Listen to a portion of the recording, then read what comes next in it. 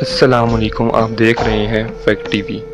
وہ علاقہ جہاں مسلمانوں کو زبردستی خنزیر کھلایا جا رہا ہے۔ بیجنگ۔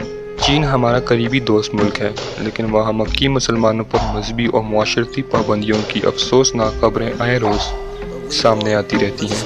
اب اس حوالے سے وہاں ایسی دردناک خبر آئی ہے کہ سن کر ہی ہر مسلمان کی آنکھیں نم ہو جائیں گی۔ میل آن لائن کے مطابق چین نے گزشتہ کئی سالوں سے مسلمان کے خلاف ایک مہم شروع کر رکھی ہے، جس میں انہیں گرفتار کر کے کیمپوں کے کچھ سابقہ قیدیوں نے اب انکشاف کیا ہے کہ انہیں وہاں زبردستی شراب پینے اور سور کا گوشت کھلانے پر مجبور کیا گیا۔ اب تک 9 سے 10 لاکھ مسلمانوں کو ان کیمپوں میں قید رکھا جا چکا ہے۔ ان کے متعلق چینی حکومت کا موقف ہے کہ یہ اصلاحی کیمپیں ہیں، تاہم حقیقت کچھ اور ہی ہے۔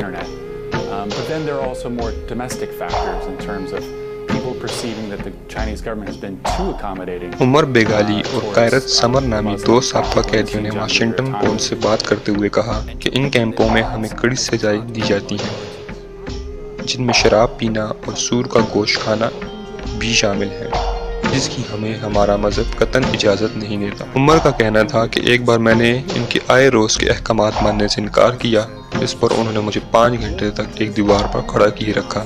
ایک ہفتے بعد مجھے قید تنہائی کی سزا دے دی گئی، جہاں مجھے 24 گھنٹے سے زائد بھوکا پیاسا رکھا جاتا تھا۔ کیمپ میں زندگی اس قدر اجیرن ہو گئی تھی کہ قید کے پہلے 20 دن بعد ہی میں نے خودکشی کرنے کی کوشش کی۔ وہ ہم پر شدید نفسیاتی دباؤ ڈالتے تھے۔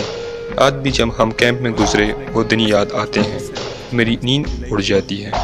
رپورٹ کے مطابق ان کیمپوں کی بڑی تعداد چین کے مسلم اکثریت صوبے سنگیانگ میں ہے، جہاں لگ بھگ ہر مسلمان کے لیے اس کیمپ میں کچھ عرصے تک مقید رہنا پڑتا ہے اور اپنے مذہبی عقائد کے ہر خلاف چینی ڈاکٹرائن کو پڑھنا اور اس پر عمل کرنا لازم قرار دیا جا چکا ہے۔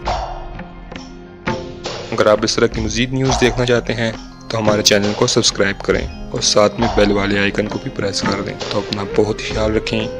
اللہ حافظ۔